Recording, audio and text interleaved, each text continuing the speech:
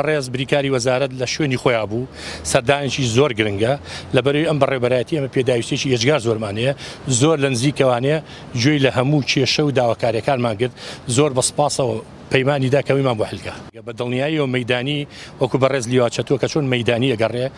مەیدانی بێنە ناو بەڕێوەبەرایەتیەکانەوانێ بۆی بزانن کێشە و گرفتی بەڕێوەبەرایەتیەکان چیە بۆی بتوانین زیاتر خزمەتی وڵاتیان بکەین. جەنابی بریکار ئەمەی تۆی کەی شتێکی پیرۆزە هەنگاوێکی ڕاستە بە ئیتیجاهێکی ڕاست ئێمە هەموو لە پشتین ئەوەی بێمە بکرێت بۆ خزمەتی هاوڵاتیانی کەین هیوادارین ئەم سەردانانە نەک جارێ هەزار جاریکە دووبارە بێتەوە.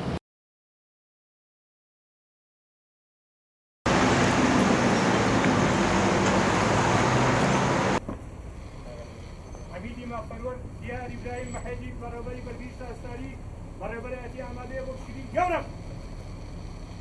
واو واقع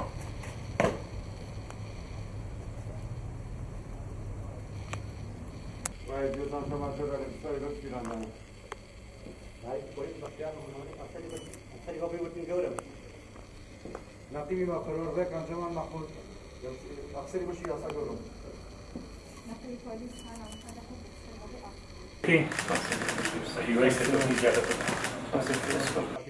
سیاسی و قوربانیدان و لە بۆ بێتێنەوە حافیزی بەبریکاری ئەمە شوێنی فەقی شەر ئەسای کوسیکە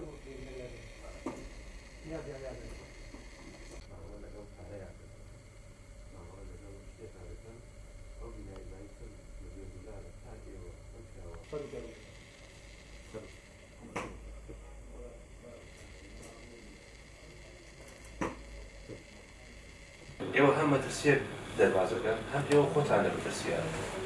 یعنی ماوەڵە لە دوو حاڵەتاردا هەیە 16 ساڵە لە ئێستا برادێکمانە 16 ساڵە لە شوێنێکە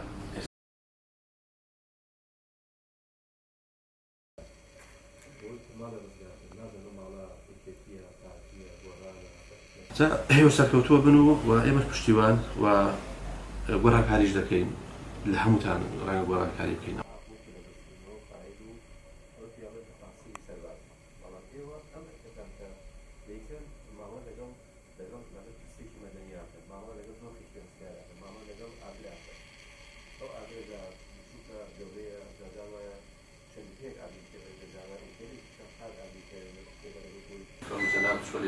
هەمان نمونە مامۆزی هەمان ئەو